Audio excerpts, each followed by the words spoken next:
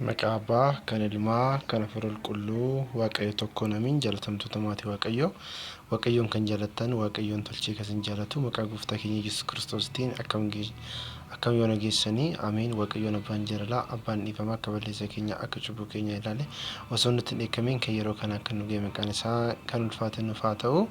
Guyyaa har'aa wajjin kan ilaallu du'aa ka'umsaa haadha Gooftaa isa jedhudha.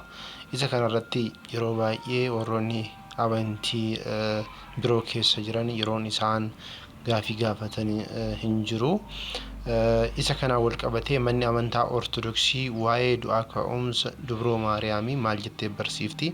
Maal jetteeti uummata ishee, ijoollee ishee hubachiiftan jedhu sani hundi keenyayyuu hubachuu qabna jechuudha.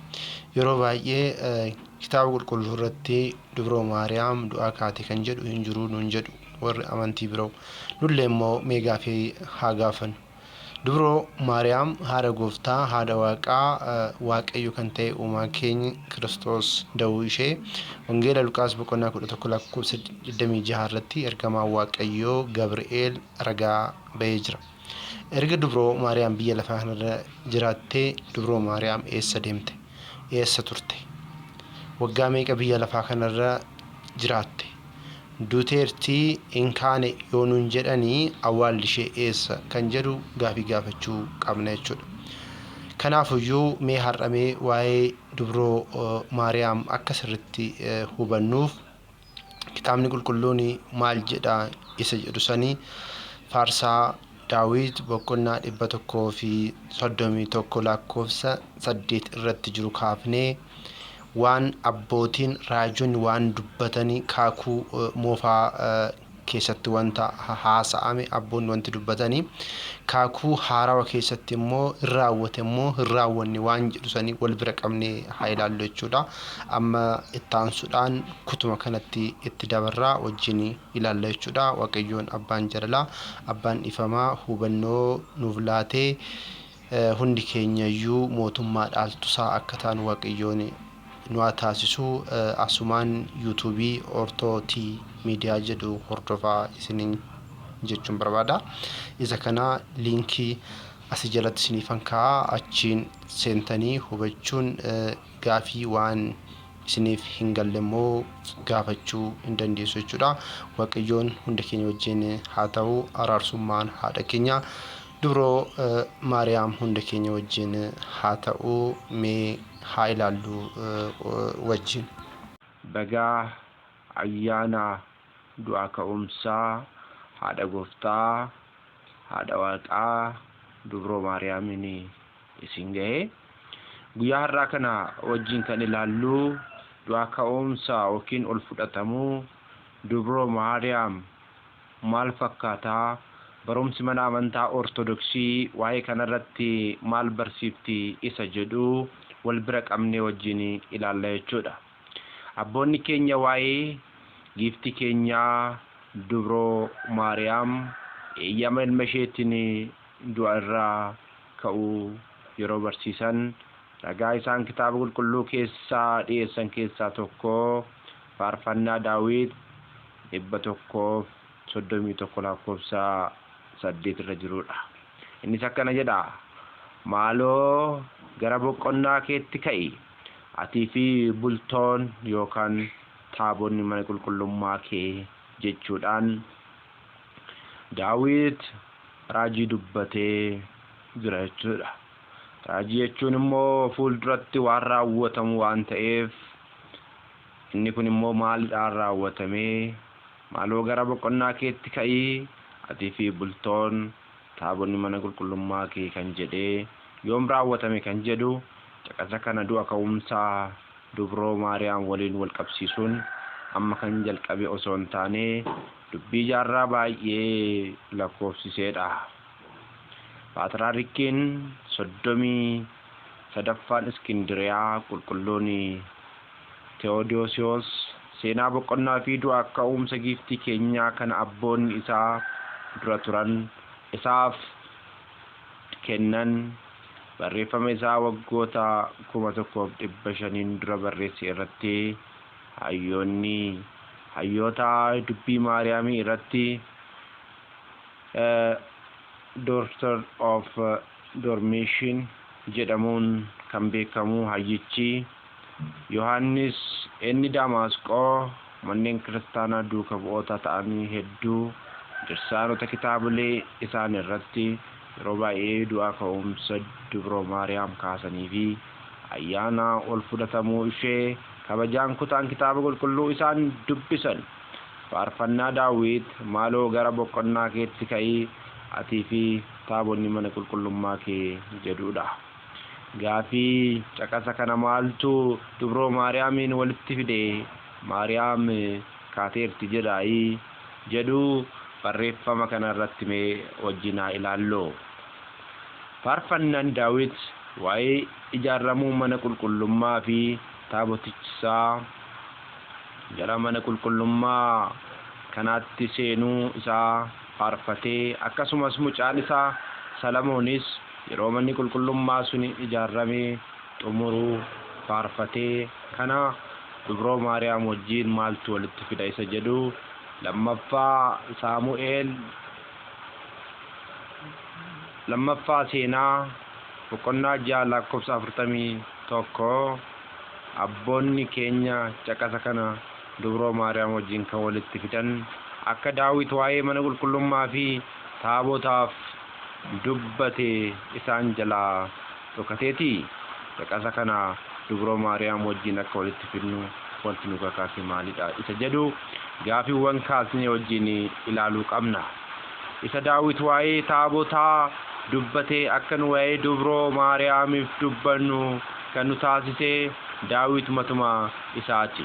Kunis Daawit akkana jedha. Daawit yeroo taabonni Waaqayyoo gara isaa dhuftu, taabonni Waaqayyoo akkamitti gara koo dhufa yeroo jedhu hin dhageenye. Lammaffaa Saamu'eel boqonnaa 6 lakkoofsa 9 irratti arganna. Kaakuu haaraattis dubbii kana Elsaabeet haati gooftaa koo gara koo dhufuun akkamitti naaf ta'a jettee dubroo maariyaam irraa hin deebine. Luqaas boqonnaa 1 lakkoofsa 43 irrattis arganne jechuudha. Isa Daawit taabotaaf dubbate sana immoo Luqaas kenni akka nu barreessetti Elsaabeet immoo dubroo maariyaamiif yookiin haadha Waaqayyootiif dubbattee jirti. Daawit yommuu taabonni inni sodaatee gara isaatti dhiyaatu teessoo isaa irraa bu'ee haati manaa isaa Meelkool hamma itti kofaltutti taabota duratti utaalee hin faarfanne, Waaqayyoodhaaf hin saganne. Lammaffaa Saamu'eel boqonnaa 6 lakkoofsa 16 irratti argama. Gadaamessa Elsaabeet keessaa kan ture Yohaannis sagalee nagaa dubroo yeroo dhaga'u hamma haati isa dinqisiifatti ulficha gammachuudhaan utaalee hin jedhamne. Luqaas boqonnaa 1 lakkoofsa 44 irratti qulqulluun Gorgoriyoos inni Nuusis namoota kabajni ilma ishee fi dubroo maariyaam isaaniif hin galleef akka Yohaannis gadaamessa keessatti utaalu yoo dadhabdan maal qaba erga of bartanii illee bultoo Waaqayyoof osoo akka Daawit galata dhiyeessitanii kan jedhe kanaafidha. Nuyi maal haa goonu? Akkuma taabonni Waaqayyoo mana namaa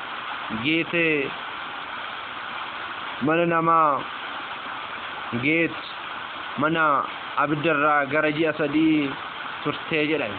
Maariyaamis mana Zakkaariyaas gara ji'a 3 turte jedhamee barreeffame hin dubbisne. Lammaffaa Saamu'eel boqonnaa 6 lakkoofsa 11 fi Luqaas boqonnaa 1 lakkoofsa 56 irra jiru ilaaluun gaadha. Egaa yommuu seenaan taabota Waaqayyoo seenaan dubroo maariyaam waliin tokko ta'e arginu isa Daawit taabotaaf dubbate, nu immoo maaliif dubroo maariyaamiif hin caqasnu ree? Ilaa seenaa dubroo maariyaam dubbii maariyaam caqasne osoo jenne akkuma taaboticha warqeedhaan faayame isheen qulqullummaadhaan faayamte. Akkuma taabotichi mana qulqullummaa keessa ture isheen mana qulqullummaa keessatti guddatte. Taabotichi namni uleen isaa lalistee Aaroon akkuma eegee ishee Yoosef inni uleen isaa lalistee ishee eegee taaboticha kan tuqe Oozaan akkuma eekamame lammaffaa Saamu'eel boqonnaa 7 seenaa Taawufiiniyaa isa reeffa dubroo tuqee eekamame caqasnaa turre. Taabota mana qulqullummaa kee jechuun haadha bultoo qaama kee isa mana qulqullummaa jedhame sana jechuudha. Kiristoos qaama isaa mana qulqullummaa kana jigsa hin jenne. Hoolichi mana qulqullummaa isheeti jedhamee hin barreeffamne. Kanaafuu maaloo gara boqonnaa keetti ka'ii asii fi taabonni mana qulqullummaa kee jechuun akkuma Phaawulos gara boqonnaa isaatti akka galluuf haa jabaannu jedhe. Yaa Gooftaa boqonnaa kee kan jedhame gara samiiwwanitti ati qofti kaatee hin hafin bultoo qaamaa yookiin mana qulqullummaa kee haadha keetii fuudhi jechuudha. Du'aa ka'umsi giiftii keenya namoota baay'eedhaaf fiilmii ta'uun isaa akkuma nama gaddisiisa. Kiristoos du'aa ka'umsa jireenya anaadha hin jenneere. Dhuguma haati du'aa ka'umsa kana deesse ka'uun ishee waan guddaadha. Haati jireenya deesse jiraattuu taatee yoo jedhame waan nama aarsudha. Duuti kan du'e ilma isheetii miti. Haadha jireenyaa duuti qabee hambisee jechuun gammachuun kan kennu warra du'a wajjin walii galaniiti. Taabonni dubbattuun Waaqni irra bulee duutee hafteerti. Taabonni Tsiyoon dubroon yookiin Filisxeemiin du'aa booji'amtee hafteerti jechuun kan gammadu Daabiloos isa firii gadaamessa isheetiin burkutaa'edha. Nu Ortodoksonni kan nu ajaa'ibu du'a isheeti malee du'aa ka'uu ishee miti. Qulqulluun yaadin duuni Maariyaam garuu hunda ajaa'ibsiisa akkuma jedhe dubroon jireenya argamsiistee harkaawwan Waaqa hammatan jilbiiwwan teessoo Waaqayyoo ta'an du'a injifatamuun isaanii nu ajaa'iba. Du'aa ka'umsi ishee garuu wannuma eeggamuudha. Gooftaan Alaazaar jedhee du'aa kaase. Gooftaan keenya jimaata namoota baay'ee isaanii du'aa kaase, haadha isaa du'aa kaase yeroo jedhamu kan aaran kan akkamiiti isaan kun? Dhugaa baatota lamaan kan jedhaman Henookii fi Eeliyaas gaara lafaatti dhufanii barsiisanii erga ajjeefamanii guyyaa 3 walakkaa booda hafuurri jireenya Waaqayyoo irraa ba'ee isaanitti seene. Miila isaaniitiinis dhaabbatanii samii irrattis sagalee guddaa gaara kanatti bahaa isaaniitiin jedhu dhaga'anii osoo diinonni isaan ilaalanis ol gara samiitti bahanii. Mul'ata Yohaannis boqonnaa 11:4-12. Waaqni dhufaatii isaaniitiin dura Henookii fi Eeliyaasin lammaffaa akka hin duunetti du'aa isaan kaase fuuldura diinota isaanitti gara samiitti ol isaan baasu. Haadha isaa jaalleewwan ishee fuulduratti ishee kaasee ol ishee baaseera yeroo jedhamu aariidhaan mormuun maal jedhama?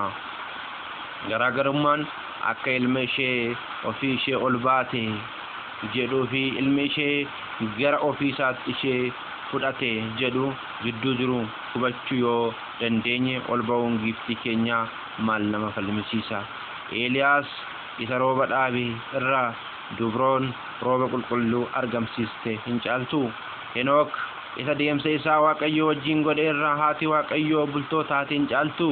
Nuyi garuu akkuma qulqulluun Infaaniyoos yommuu lafti du'a isheetiin gadda hadhaawaa gadditu samii irratti gammachuun ta'e jedhe.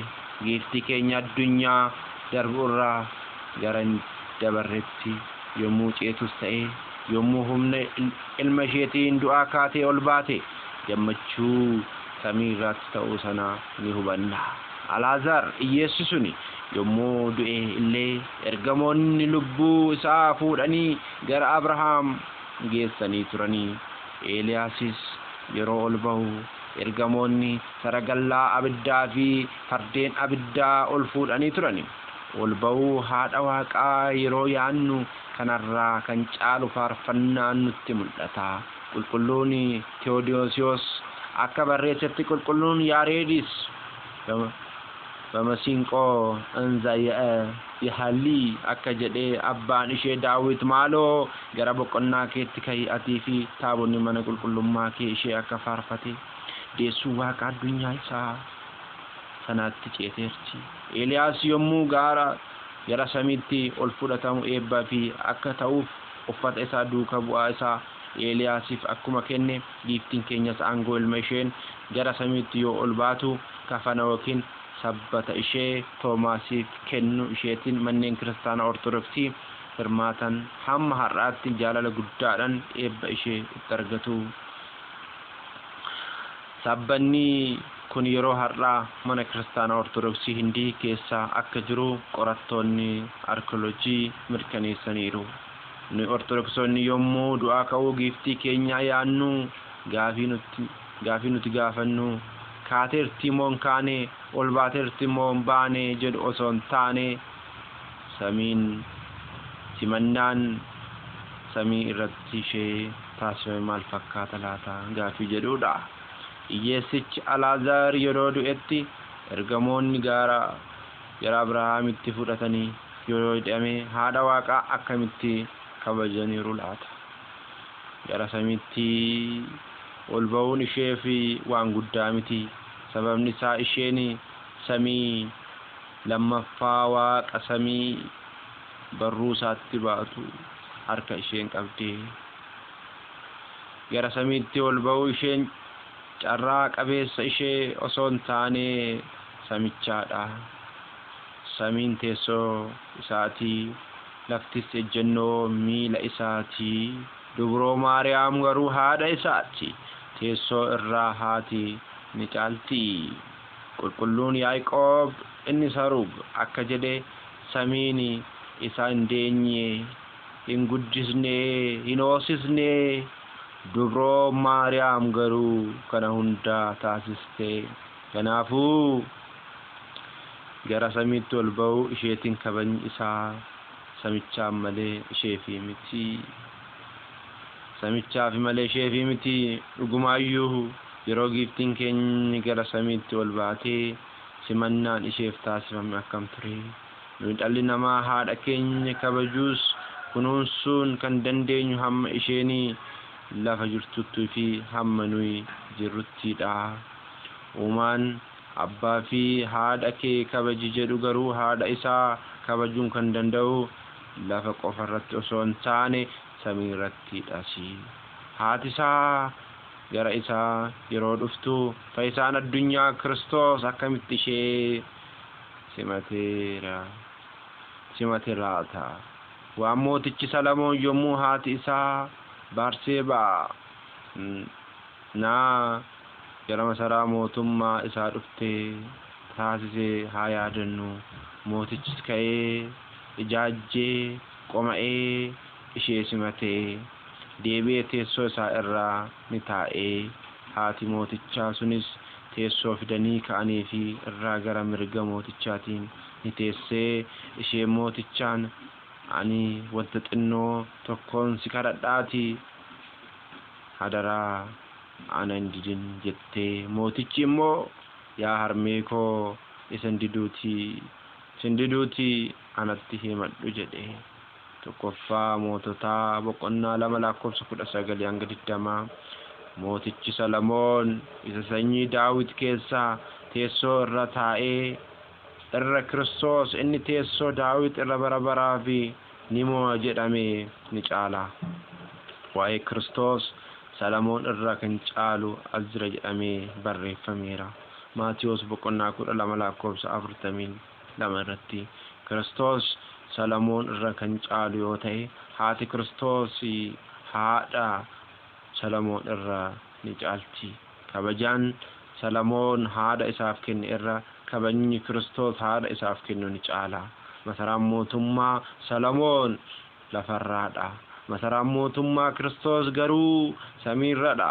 Fayyisaan addunyaa yommuu haadha isaa gara mootummaa isaa isa samiitti waame sana akkamitti ishee simate laata? Akka haadha Salamoon teessoo fichisiisee fi akka hin jenne samiirratti taa'uun dhaabbachuun hin jiru. Garuu kabajni dubroof kenname. Mootittiin uffata warqee uffattee mirga kee ni dhaabbatti jedhamee barreeffameera.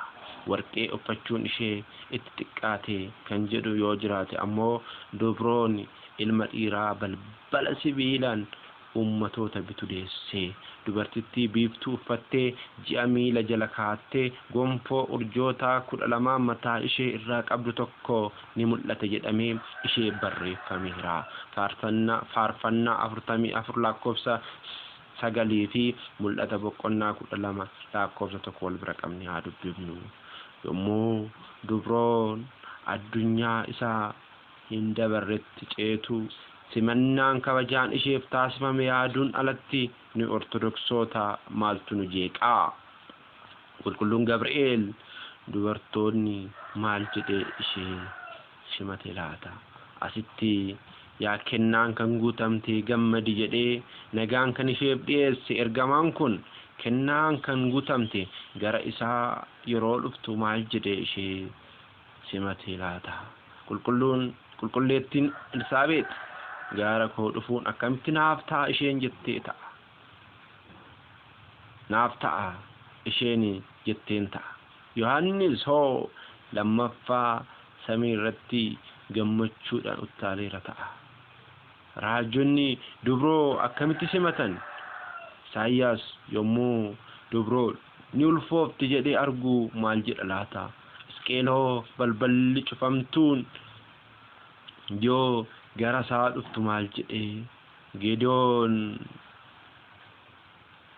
Geedoon tsimruu isaa, Elshaa masaroo isaa, Aaroon ulee isaa, Nooyi doonii isaa yommuu argu maal jedhe laata? Museenoo biqiltuu hin gubanne yeroo gaara isaa dhuftu lammaffaa akka isa yeroo tulluu Siinaa kophee isaa baafate ta'a. Addaan mucaa isaa yeroo argu hewaan ishee lammaffaa yeroo argitu maal jette ta'a? Hundumaa isaa iyyuu samii irratti hubachuudhaaf ittiin nu haa ga'u. Waaqayyoon abbaan jaalala, abbaan ifamaa hunda keenya wajjin haa ta'u. Ijoolleen tawaahidoo kana hubadhee haati keenya dubroo Maariyaam ol fudhatamte yoo jennu humna isheetiin aangoo isheetiin jechuu keenya osoo hin taane akkuma Henookii akkuma Eeliyaasii ilma isheetiin fudhatamte jechuudha. Haati Waaqayyo, haati Gooftaa ol fudhatamuun nuuf warra ortodoksotaatiif waan salphaadha. Maaliif yoo jenne ilmi ishee mootiidha, ilmi ishee uumaadha, ilmi ishee Gooftaadha jennee waan amannuuf jechuudha. Gooftaan keenya Yesuus Kiristoos nama kan ta'e foon isheerraa foon, lubbuu isheerraa lubbuu fudhateetidha. Kanaaf manni qulqullummaa Waaqayyoon filate, manni qulqullummaa Waaqayyoon kabaje kun immoo biyyoo keessatti nafa jennee yaannu. Dubroo Maariyaam ilma isheetiin kabajaadhaan faarfannaa duuka bu'ootatiin faarfannaa ergamootatiin ol fudhatamtee jirti jennee amannaa jechuudha. Kanaafidha manni amantaa ortodoksii dubroo Maariyaam waggaa 64 biyya lafaa kanarra jiraatte jetti. Har'a amantii biroo yoo gaafanne dubroo Maariyaam eessa jirti yoo jenneen deebinuu deebisuu laata? Gaafa isaanii deebinuu deebisan immoo nus immoo deebii isaanii laanna. Dubroo Maariyaam eessa jirti? Dubroo Maariyaam waggaa meeqa biyya lafaa kanarra jiraatte? Dubroo Maariyaam eessa jiraatte? Mee gaafadhaa. Gaafin isaanii deebisan gaafii faallaa ta'uu danda'a. Ragaa kitaaba qulqulluu kan hin qabne ta'uu danda'a.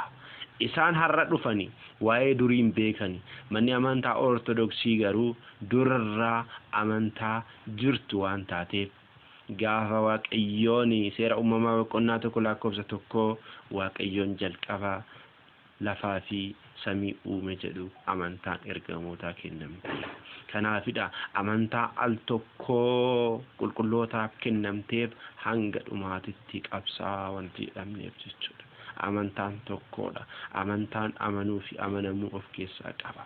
Yaa ortodoksoota dhugaa jiruu hubannee dhugaa jiruu beeknee ittiin deddeebinee kiristaanummaa keenyan deddeebinee mootummaa Waaqayyoo akka dhaalluun Waaqayyoon abbaan jaalalaa abbaan dhiifamaa hunda keenya wajjin haa ta'u.